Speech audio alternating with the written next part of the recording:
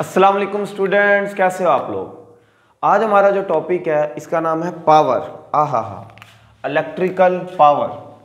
Topic का नाम है जी इलेक्ट्रिकल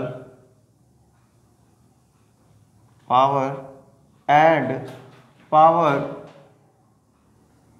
डेसिपेशन।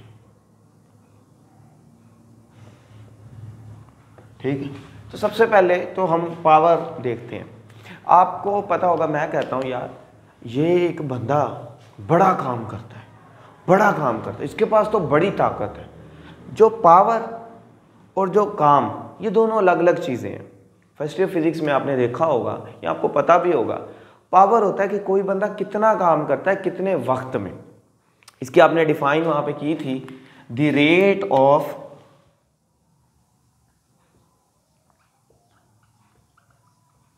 Doing work. ठीक है, हम कहते हैं कि काम करना किस हिसाब से, टाइम के। ठीक है, रेट मीन टाइम के लिहाज से। अब जैसे मैं आपको कहता हूँ कि यार दो बच्चे, दोनों बच्चों को मैं कहता हूँ यार ये एक एक थैला मेरे पास सीमेंट का है और इसे छत पर रख के आना है। एक बच्चा जल्दी से रख आता है, एक बच्चे को लगते हैं 5 सेकेंड, एक बच्चे को लगता है 10 सेकेंड। तो जो जल्दी रख के आया, मैं कहूँ यार तेरे में तो बड़ी जान है, पावर है। क्या, किस हिसाब से काम हुआ, जल्दी काम हुआ, ये हमारे पास क्या होता है, पावर। अब इलेक्ट्रिकल पावर क्या चीज़ है।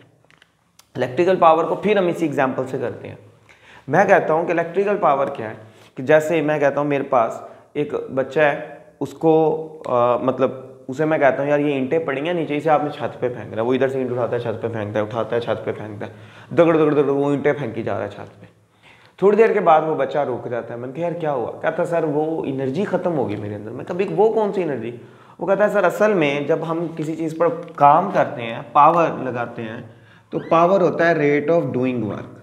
और अगर किसी चीज़ के ऊपर काम करना है तो उस चीज़ के पास इट मस्ट हैव एनर्जी। यानी कि हो क्या रहा है कि जो बच्चा ईंटें ज़मीन से उठा उठा कर छत पे फेंक रहा है, असल में उन ईंटों में एनर्जी स्टोर हो रही है। वो एनर्जी क्यों स्टोर हो रही है, क्योंकि एक बच्चा उनके ऊपर काम कर रहा है। यानी कि काम करने से उन ईंटों में एनर्जी स्टोर हो रही है।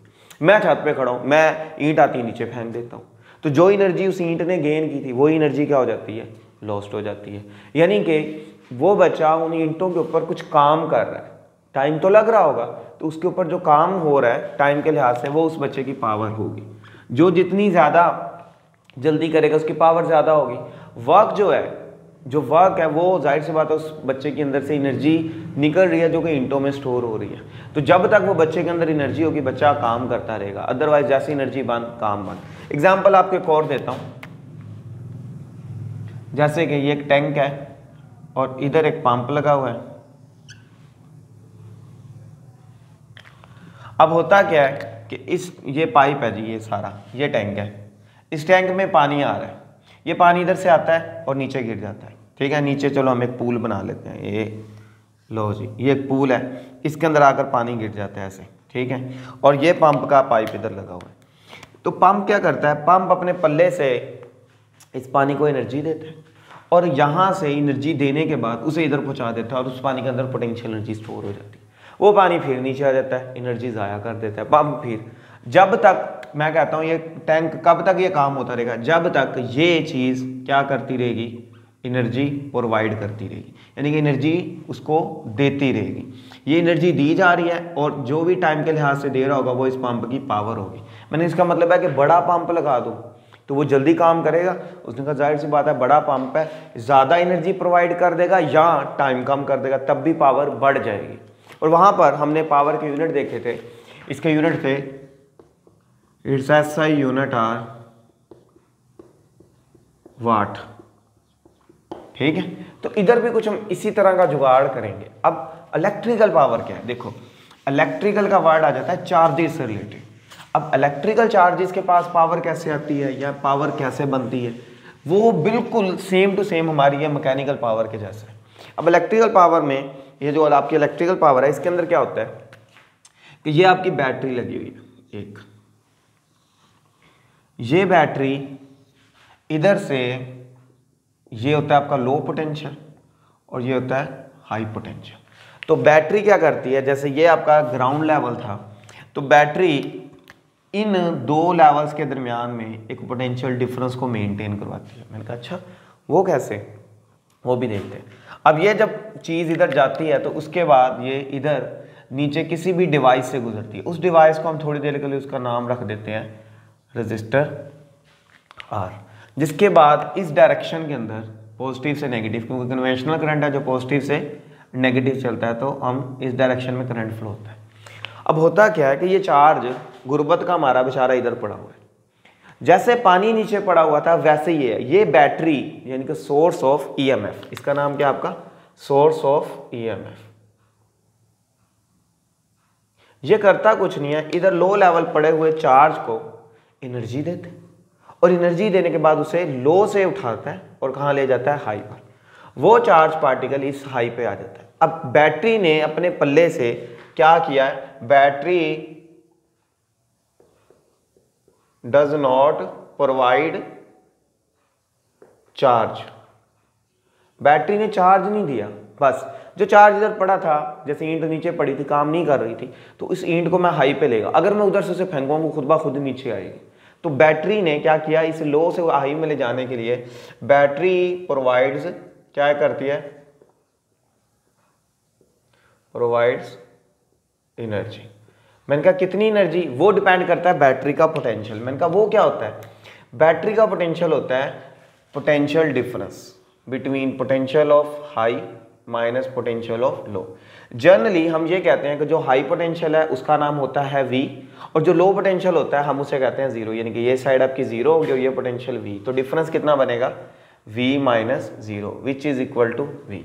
तो बैटरी इन दो साइडों के दरमियान में एक पोटेंशियल को मेंटेन करवाती है। मैंने कहा वो होता क्या है, ये पोटेंशियल चीज़ क्या है, पोटेंशियल क्या चीज़ है, हमने चैप्टर 12 में भी देखा था। ये जो पोटेंशियल है ये क्या है, ये है कितना काम हुआ फ्रॉम पॉइंट 1 टू 2, यानी कि एक से दूसरा या A पॉइंट से B तक आने में, ये पॉइंट A है, A से B तक आने में एक यूनिट चार्ज पर, ये क्या होता है पोटेंशियल। तो हम डेल्टा V की वैल्यू कितनी रखी है, V। तो क्या होता है कि बैटरी इस जगह पर जो चार्ज है उसके पास काम करने की सलाहियत नहीं है, तो अगर उसके पास सलाहियत नहीं है तो उसने उसके ऊपर काम भी नहीं किया, तो इस वक्त इस जगह पर पोटेंशियल की वैल्यू बनेगी ज़ीरो। ठीक है, ये मैं यूँ कहना चाह रहा हूँ कि क्या उसी को मैं यूँ लिख सकता हूँ, वर्क E/Q। तो इस जगह चार्ज के पास एनर्जी नहीं है, तो zero energy, zero over something zero, तो इसलिए इस साइड का पोटेंशियल कितना आ गया, जीरो। ये लो हाई पोटेंशियल है V के बराबर, और ये क्या है, इस जगह पर बैटरी किसी चार्ज को इस लेवल से लेकर इधर आई है, तो जब लो लेवल से बैटरी हाई पर लेकर गई है तो बैटरी ने उसके ऊपर किया है काम। जो बैटरी काम करेगी वो बैटरी के अंदर उस चार्ज के अंदर एनर्जी की शक्ल में स्टोर हो जाएगा, पर यूनिट चार्ज का मतलब। तो यहाँ से जब बैटरी इसको इधर लेके गई तो बैटरी ने इसके अंदर काम किया, जितना काम किया वो इन दो पॉइंट्स का डिफरेंस है, जिससे मैंने A और B बोला है, यानी कि A लो से हाई ले जाने के लिए जो काम हुआ है उसका नाम मैंने रखा है work from point A to B। और जितना भी काम हुआ है पर यूनिट चार्ज, वो काम उस चार्ज के अंदर की शक्ल में स्टोर हो जाएगा, एनर्जी की शक्ल में। तो यहाँ से इसको इधर ले जाने में जो भी बैटरी ने काम किया वो आपका बन गई एनर्जी। ठीक हो गया। अब वो एनर्जी की शक्ल में जो है वो इन दो पॉइंट्स के दरमियान में क्या मेंटेन करके बैठा हुआ है, एक कांस्टेंट पोटेंशियल डिफरेंस। मैंने कहा अभी कांस्टेंट पोटेंशियल डिफरेंस का क्या मतलब है, यहाँ पर तो जीरो है, अगर बैटरी यहाँ से यहाँ तक फर्ज करो 3 जूल काम करती है और अगली बार भी 3 करती है, अगली बार भी 3 करती है, तो चार्ज जितना इधर है उतना ही इधर है, तो डिफरेंस 3 माइनस जीरो रहेगा। इसका आंसर है 3 ओवर समथिंग 1 कूलम, इधर है 0 ओवर 1 कूलम, 0 3 माइनस 0, तो आंसर इसका यही रहेगा। मैं आपको इधर लिख के दिखा देता हूँ कि डेल्टा भी आ जाएगा 3 जूल बटा 1 कूलम माइनस 0 जूल बटा 1 coulomb which is equal to 3 joule बटा 1 coulomb which is equal to 3 volt, क्योंकि जूल पर कूलम 3 वोल्ट के। तो बैटरी इन दो पॉइंट्स के दरमियान में 3 वोल्ट का पोटेंशियल मेंटेन करके बैठी है। अब जाहिर सी बात है कि बैटरी अगर ये पोटेंशियल मेंटेन करके बैठी है तो बैटरी ने ये थोड़ी ना करना ऐसे फूक मारी, पता चला फूक मारी जी लो पोटेंशियल के खुद ही खुद हाई पर आ गया।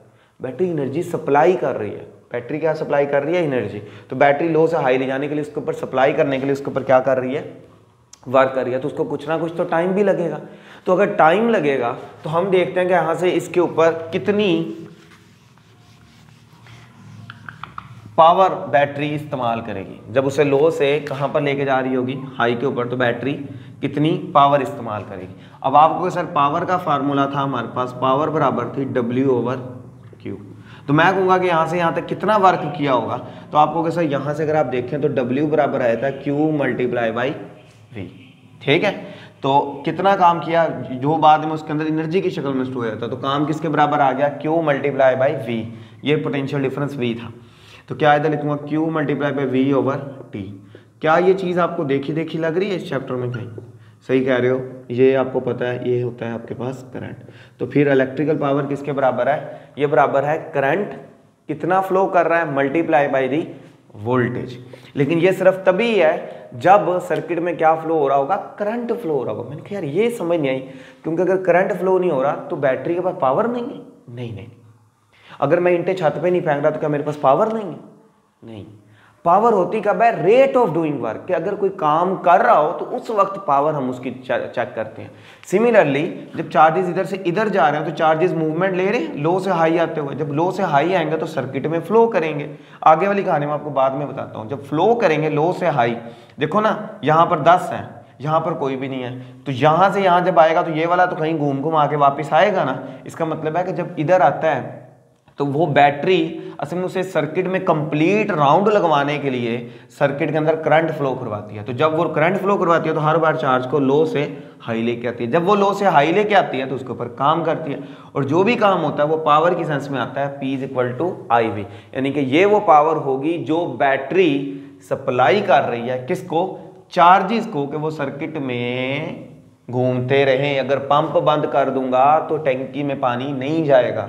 कंटिन्यूसली फव्वारे को चलाने के लिए मुझे हर वक्त क्या प्रोवाइड करना पड़ेगा, एनर्जी सप्लाई करनी पड़ेगी। सिमिलरली एनर्जी ये बैटरी सिर्फ तभी सप्लाई करेगी जब चार्जेस लो से हाई ले लेकर वो जा रही होगी, और जब वो लो से हाई ले लेकर जा रही है तो उसी वक्त ये पावर डिलीवर हो रही होगी। तो ये जो पावर होगी इसका नाम क्या होगा, इलेक्ट्रिकल पावर।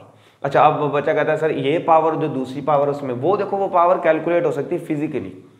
ये पावर है बैटरी के अंदर। अब हमें क्या पता है चार्ज के ऊपर कितनी फोर्स लगी है, कितना काम हुआ, लेकिन हमें ये डायरेक्ट पता है कि कितना करंट फ्लो हो रहा है और कितनी वोल्टेज हमने उस चीज को अप्लाई की है। ठीक हो गया। अब कोई कहे सर इसके यूनिट इसके वही होंगे जो पावर के, क्या होगा इसका यूनिट? अगर आपने कैलकुलेट करनी है तो आप लिखोगे 1 watt = 1 ampere and 1 volt which is equal to 1 AV। इसका मतलब क्या बनेगा, the power of the battery, the power delivered by the battery is 1 watt। the power delivered, क्योंकि ये बैटरी ने देनी है, the power delivered by the battery is 1 watt when a current of 1 ampere flows through the circuit when a potential of 1 volt of 1 potential difference of 1 volt is applied across the end of conductor। अच्छा, ये conductor वाली चीज क्या आ गई, battery ने energy तो दे दी, अब ये एनर्जी कहीं तो जाएगी। इसका मतलब है कि ये एनर्जी आगे जहां पर जाएगी उस चीज के अक्रॉस जो पोटेंशियल डिफरेंस आ रहा होगा वो 1 वोल्ट और 1 एम्पेयर करंट उसमें से गुजरते, तो उस वक्त जो बैटरी से वो चीज लेके आया होगा, पावर डिलीवर हुई होगी, वो कितनी हुई होगी, 1 वाट। अच्छा, मतलब यहां से बैटरी ने सिर्फ एनर्जी बनानी है, डिलीवर करनी है। ये बंदा वो है जो उसको इस्तेमाल करता है एनर्जी को। तो इसका मतलब है कि ये रेजिस्टर पावर डेसिपेटर है, ये पावर डेसिपेट करेगा। अब ये कैसे करेगा वो जरा हम देख लेते हैं।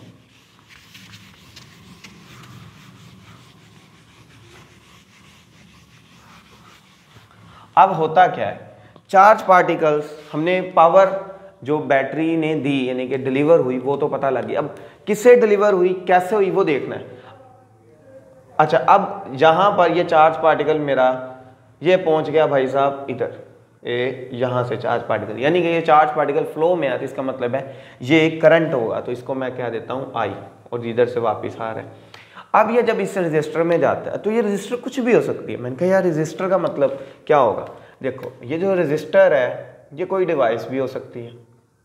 ठीक है, जैसे आपका फैन है, बल्ब है, उसके बाद हीटर है, ये कोई भी चीज़ है, मतलब ये डिवाइस हो सकती है जो क्या करती है, उस एनर्जी को यूज़ करती है। क्योंकि यूज़ कैसे करती है, अगर ये फैन है तो वो इसी एनर्जी को यूज़ करेगा। अब ये एनर्जी कैसी थी, चार्ज के अंदर एनर्जी आई थी, तो इलेक्ट्रिकल एनर्जी हमने बैटरी ने अपनी एनर्जी इस्तेमाल करते हुए उसे इलेक्ट्रिकल एनर्जी में कन्वर्ट किया। ठीक है, जैसे मैं ईंट को ऊपर फेंकूंगा तो मेरी मैकेनिकल एनर्जी ईंट की क्या बन जाएगी, पोटेंशियल एनर्जी। सिमिलरली बैटरी की एनर्जी कुछ भी थी, यानी कि ये अगर आपकी बैटरी थी तो केमिकल एनर्जी बैटरी ने कन्वर्ट की थी किसके अंदर, अपने पल्ले से क्या प्रोवाइड की थी, केमिकल एनर्जी, जो कि चार्जेस की बन गई इलेक्ट्रिकल एनर्जी। वो जब इधर पहुंचेगी तो ये रजिस्टर क्या करेगा, इलेक्ट्रिकल एनर्जी को किसी अदर फॉर्म में कन्वर्ट कर देगा। अगर तो हुआ फैन तो इलेक्ट्रिकल कन्वर्ट हो जाएगी मैकेनिकल, अगर हुआ बल्ब तो इलेक्ट्रिकल कन्वर्ट हो जाएगी लाइट में, और अगर हुआ हीटर तो इलेक्ट्रिकल कन्वर्ट हो जाएगी हीट में। अच्छा, मतलब ये एनर्जी इस्तेमाल कर रहा है, डेसिपेट कर रहा है। तो अगर इस्तेमाल हो रही है तो जाहिर सी बात है यहाँ पर पावर भी क्या हो रही होगी, डेसिपेट होगी। तो ये हम क्या लिखेंगे, the energy supplied by the battery is consumed by the resistor and convert it into other form of energy। यानी कि बैटरी भाई साहब ने दे दी, अब आगे जो आपने चीज लगाई है रेजिस्टर, ये वो चीज होगी जो आपकी एनर्जी को इस्तेमाल करके कन्वर्ट कर देगा। मैंने कहा अच्छा, ये उसको जैसे ईंट नीचे आ रही है तो अपनी एनर्जी कन्वर्ट करें, मैंने कहा किस में, पोटेंशियल काइनेटिक में कन्वर्ट होगी। सिमिलरली अगर ये बल्ब हुआ तो ये इलेक्ट्रिकल को कन्वर्ट कर देगा किसके अंदर, लाइट के अंदर। मैंने कहा अच्छा, तो फिर मुझे कैसे पता चलेगा कि ये कैसे हो रही है। तो अगर आप देखें पावर का फार्मूला हमने निकाला था P is equal to IV। तो यहां से अगर आप इस फार्मूले के अंदर V की ओम लॉ के मुताबिक वैल्यू पुट करें तो V इज इक्वल टू क्या होता है, I, which is equal to I square R। कैसे, आपको पता है ओम्स लॉ का, V is equal to IR, ठीक है। और इसी तरह अगर ये जो फर्स्ट इक्वेशन है ये बन गई 2 इक्वेशन, अगर आप इसी इक्वेशन के अंदर फिर दोबारा लगाएं तो यहाँ से I किसके बराबर आ जाएगा, R V ओवर R के, तो V ओवर R का होल स्क्वायर इसमें पुट कर रहा हूँ into R which is equal to V square over R। तो ये पावर का थर्ड फार्मूला, तीनों फार्मूले मैंने लिख दिए। ये फार्मूले क्या कहते हैं, अगर आप यहाँ से देखो तो आपको लगेगा यार पावर डायरेक्टली है रेजिस्टेंस की, और यहाँ से लगेगा कि ये पावर इन्वर्सली है रेजिस्टेंस की, यानी कि ये कहता है power is inversely to R और ये कहता है power is directly to R। तो भाई ये तो बड़ी कन्फ्यूजन होगी, ये तो फार्मूले ही अजीब बन गए। ये जो पावर डायरेक्टली टू R का मतलब क्या है कि मैं कहता हूँ कि यार मेरे पास एक बच्चा और उसने रेडी को धक्का लगाना है, तो कहता है सर कोई मसला नहीं, रेडी को धक्का लगा देते हैं। कितनी की एनर्जी यूज़ की हुई, उसने कहा सर 10 जूल किया 1 सेकंड में। मैंने कहा अच्छा, मतलब तू कह रहा है 10 वाट पावर है, ठीक है। मैंने कहा नहीं, एक रेडी है उसके ऊपर सामान यार काफ़ी पड़ा है, तो क्या वो 10 वाट से चल जाएगी। उसने कहा नहीं सर, अब मुझे थोड़ी सी ज़्यादा पावर देनी पड़ेगी उस चीज़ को। तो यहाँ पर ये जो फार्मूला है ये बताता है कि आपने किस किस्म की रजिस्टर लगाई है, यानी कि पता चले आपने इस जगह पर AC लगा दिया तो AC तो थोड़ी पावर पे नहीं चलेगा, तो AC को चलाने के लिए पावर की मिकदार कैसी चाहिए, ज़्यादा। तो ये जो फार्मूला ये इंडिकेट करता है कि बैटरी को कितनी पावर उस रजिस्टर को क्या करनी पड़ेगी, डिलीवर करनी पड़ेगी। ये फार्मूला है, ठीक है। यानी कि जितनी चीज़ का आप रजिस्टर लगाओगे उतनी पावर बैटरी डिलीवर करेगी, यानी कि ये जो फार्मूला है ये डिलीवरी के हिसाब से आ जाएगा।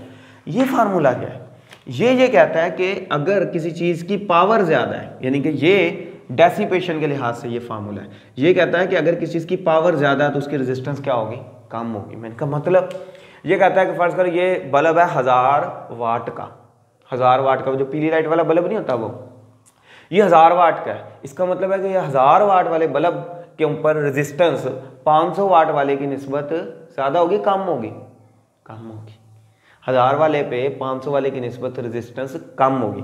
ये मैं कहना चाह रहा हूँ कि R1000 की resistance is less than R500। उसकी वजह कि अगर इसकी रेजिस्टेंस हुई ज़्यादा तो चार्जेस कम गुजरेंगे, और असल में चार्जेस तो कोई भी चीज़ नहीं है, चार्जेस तो सिर्फ आपके पोस्टमैन है, डाकिए हैं, वो तो इधर से एनर्जी उठाते हैं और इस जगह पर पहुँचाते हैं। तो इसका मतलब है कि अगर रेजिस्टेंस मैं ज़्यादा कर दूँ तो इसमें चार्जेस लो कम गुजरेंगे, और हर किसी के पास तो फिक्स एनर्जी है, इनके चार्जेस की जो मिकदार है उनके अंदर हर चार्ज के पास एक फिक्स अमाउंट ऑफ एनर्जी, तो अगर कम गुजरेंगे तो एनर्जी भी ये कम यूज़ करेगा, और अगर एनर्जी कम होगी तो जाहिर सी बात है उस चीज़ की पावर भी कम होगी। लेकिन अगर मैं 1000 वाट वाला ये लगाता हूँ तो क्या होगा कि 1000 वाट वाले का मतलब है कि अब एक चार्ज के पास 1000 जाउल कम से कम एनर्जी हो।